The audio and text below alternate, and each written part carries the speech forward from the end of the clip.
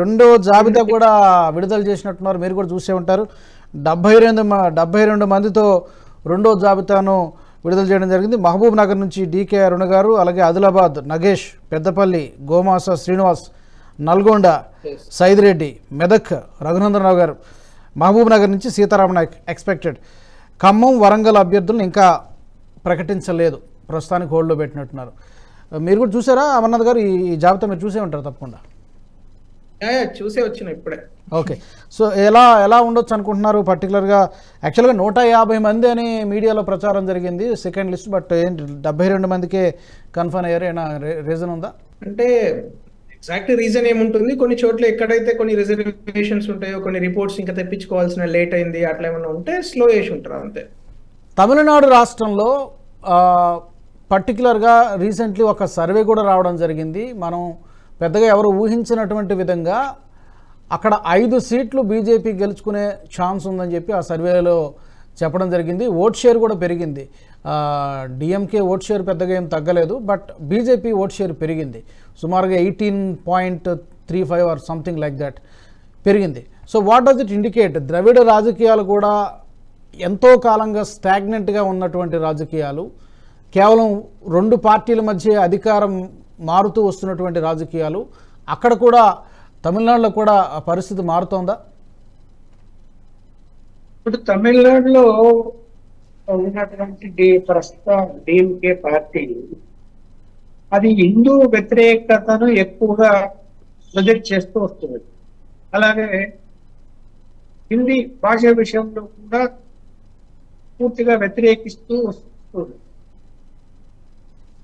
కానీ ప్రజల్లో అక్కడ ఎంత భక్తి భావం పెరిగింది, హిందుత్వం మీద ఎంత అపేక్ష కనిపిస్తున్నది అనేది ఇటీవల బాగా ఎస్టాబ్లిష్ అయింది. ఎస్టాబ్లిష్ అయినప్పుడు ఏంటంటే ఓటర్స్ లో మార్పు మనకు కనిపిస్తుంది క్లియర్గా. అంటే హిందుత్వం వైపు మళ్ళారు. అలా జరిగినప్పుడు ఏఐటిఎంకేతో పొత్తు అన్నది ఉన్నది, అది కొంత కలిసి వచ్చే అవకాశం ఉంది. అలాగే అక్కడ ఇప్పుడు ఎవరైతే ప్రచారం చేస్తూ విపరీతమైనటువంటి పేరు సంపాదించాడో ఆయన ఇమేజ్ కూడా కొంత పనిచేస్తుంది. ఎవరైనా పేరు అన్నామలై. అన్నామలై.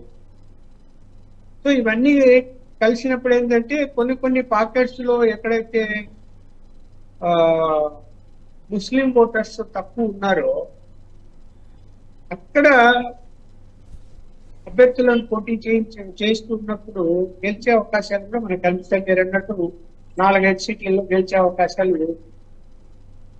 అదే జరిగితే కనుక తమిళనాడు రాజకీయ చరిత్ర రాబోయే రోజుల్లో మార్పు అయితే వస్తుంది. ఎందుకంటే ఎంతకాలము వీళ్ళ యొక్క డామినేషను లేకపోతే నియంతృత్వ ధోరణి, ప్రత్యేకించి ప్రజల అభిష్టానికి వ్యతిరేకంగా హిందుత్వం మీద ద్వేషాన్ని రగిలుస్తూ వెళ్తూ ఉంటే ఎవరు సహిస్తారు? ఎన్ని చెప్పినా కూడా తమిళనాడులో వీళ్ళు పార్టీల పరంగా ఎంత వీళ్ళకి ద్వేషం ఉన్నప్పటికీ కూడా హిందుత్వం మీద సామాన్య ప్రజలు భక్తిభావంతో లేరా? దేవాలయాలకు వెళ్ళటం లేదా? పూజలు చేయటం లేదా? మనం చూస్తున్నాము శ్రీ వెంకటేశ్వర స్వామి దర్శనానికి తిరుమలకు ఎక్కువ శాతం అనేది తమిళనాడు వాళ్ళు వస్తారు. ఆంధ్రప్రదేశ్ వాళ్ళకంటే వాళ్ళే ఎక్కువ శాతం వస్తారు. అవును, వీళ్ళలో గమనించండి.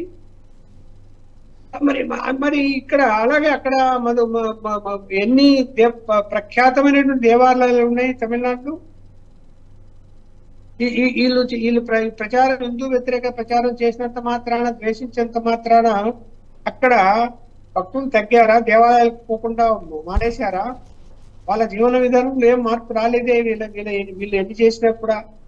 కాకపోతే ఏంటంటే ఆల్టర్నేట్ లేక వేస్తే డిఎంకి వేయాలి, లేకపోతే ఏఐడిఎంకే పార్టీకి వేయాలి. ఇంకో పార్టీ ఎదగలేకపోయింది అక్కడ. అటు కాంగ్రెస్ పార్టీ దేశ స్థాయిలో ఉన్నప్పటికీ కూడా తమిళనాడులో అది ప్రాంతీయ పార్టీలకు భయపడిపోయి ఆ పార్టీలకి మద్దతు ఇస్తూ వాళ్ళని నెత్తిన పెట్టుకుని వాళ్ళను పైకి తీసుకొచ్చారు తప్ప ఆ పార్టీ సొంతంగా ఎదగడానికి ప్రయత్నం చేయలేదు.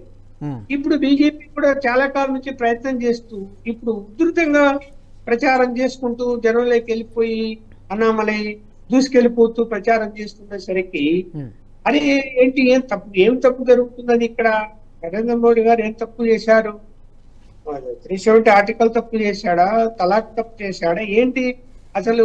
ఎక్కడ అభివృద్ధి విషయంలో ఏమైనా వెనకబట్టిందా ఈ దేశం? ఇవన్నీ కూడా చర్చించుకుంటున్నారు ఇవాళ ప్రజలు. అదే అక్కడ ప్రజల ఆలోచన ధోరణిలో కూడా మార్పు మొదలైంది, వస్తోంది. అది డెఫినెట్గా అది పెద్ద ప్రమాద హెచ్చరిక.